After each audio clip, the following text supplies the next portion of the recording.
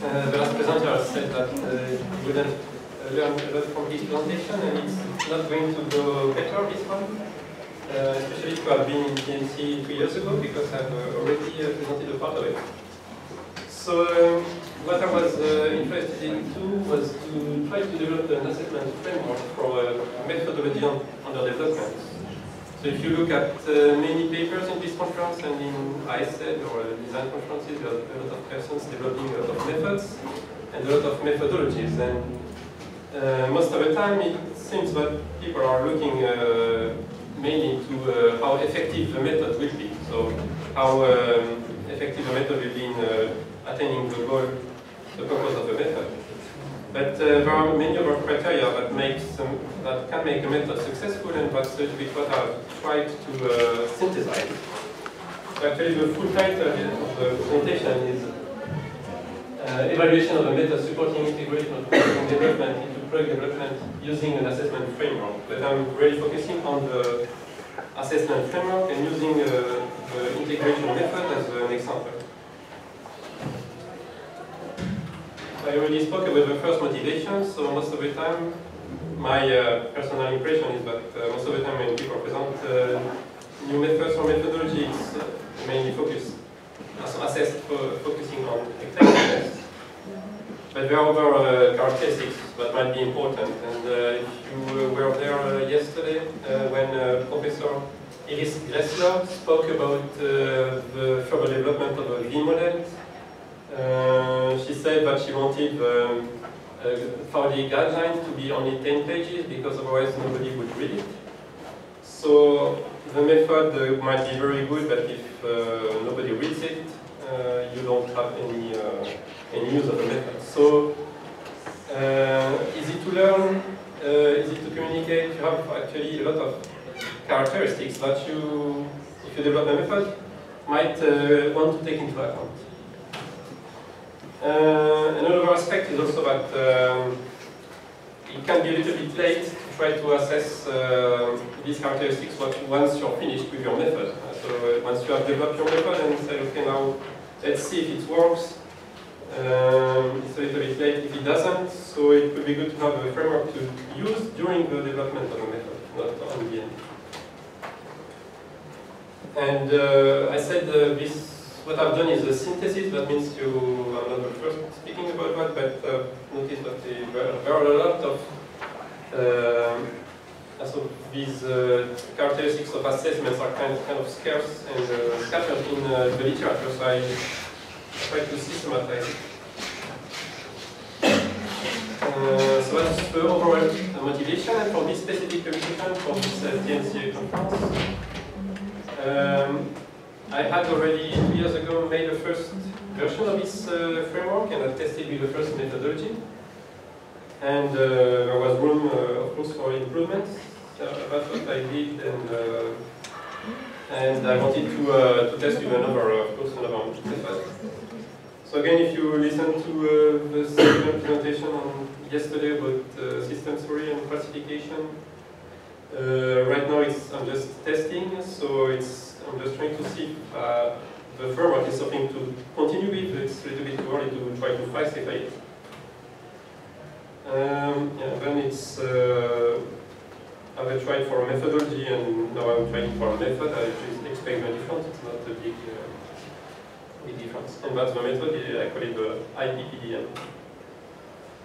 Okay, and if we have time, I can discuss a little bit the difference between the two assessments during the question time.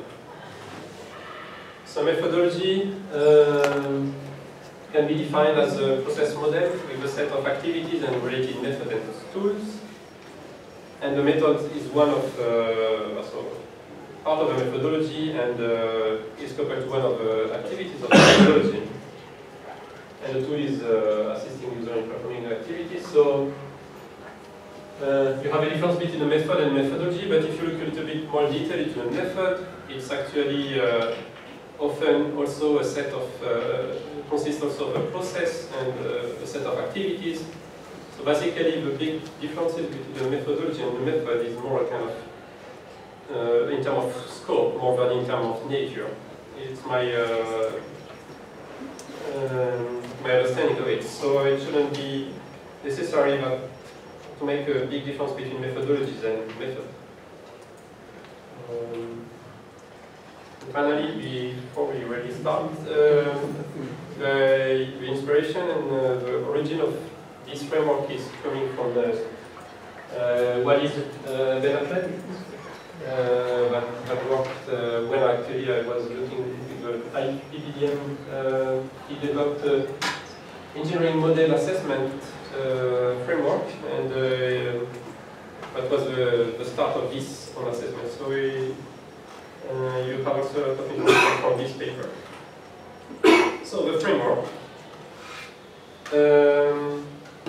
The framework is based on a set of categories that might or might not characterize your own method or methodology, but it does not help determining the content of it. So it's not helping you to see, okay, if you develop a novel design process model, you need to have some specifications, you need to have a creativity methods. It's not about that, it's knowing what you want to develop, knowing the purpose of your method, to see that you don't forget important assessment criteria beyond effectiveness. And I'm going to show you some of the criteria so that you get a better idea. Just before that, showing how to use this idea. Basically, this framework. Basically, framework maybe is a big term. Basically, is a systematized checklist, a little bit like what you have in Palandites and in systematic design engineering. If you want to develop a product, you might sometimes look if you didn't forget any of the characteristics of a product. So you're not using this checklist all the time each time you develop a product, but sometimes you might forget that you need to take into account transport, for example, or packaging. And it's a good support. So that's a little bit the main idea behind the framework. You have a list of characteristics. You take a look at what you think is more important for you to use for your method. You might then extend that a little bit. It's the same for products. You don't start to develop a product by, even if the methodologies most of the time are telling you that, you don't start by having 200 specifications and start with developing product, taking into account all the 200 specifications. You take the most important ones, and then you continue and you add from your product development. And that's a little bit the same when you develop a method. You have your first goals, and if it works, you continue. Yeah. And then you can be more and more detailed in how you evaluate your method. You can evaluate it proactively. Terminology that I use is just quite arbitrary. You have a lot of similar terms used in different fields with different meanings. So don't get too attached to the specific terminology I'm using. So now to the core of the methodology, the framework. So here are some. I won't go through all the characteristics. I've tried to systematize. I'm just going to some that I think might be interesting, but is not necessarily one starts to develop a method for a company or a more general method. So architecture of a method, that means sometimes you want to have a method that is quite integrated, and sometimes a method in kind of modular, but you can use bits of it. So it's good if you, sometimes during your method development, you think about how you want your method to be organized and to which extent. So you can look at this aspect. If you want a formal method, you can look at the representation formalisms. Completeness. You might want to develop a method for a company that is not necessarily has all the elements in place. You might need, you might just leave some of the elements for the company or just for the engineer to think about when you are using the method. For some of your methods, you want to be as complete as possible. So if you take, again, Palandites, for those who read the book, you have, I think, at least 300 or 400 pages on embodiment. So that's the biggest part of the book. And when they developed the book, they really tried to be as complete as possible, not exhaustive, but as complete as possible for the embodiment design, so that you could have all knowledge in one place.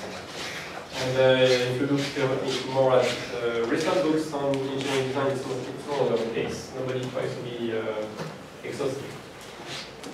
Independency, you might want your method to be independent from yourself as a method developer. But if you're a consultant, you might want to develop a method that only you can use. Was at the TMC 2014 conference, and there was one person presenting a very interesting method, and but I couldn't understand exactly how it works. And I asked him how could I implement it, and he said that part of it is proprietary. I don't want to disclose it because that's how I make my money. So for your method, you might want to see if you want to have some parts independent from you, or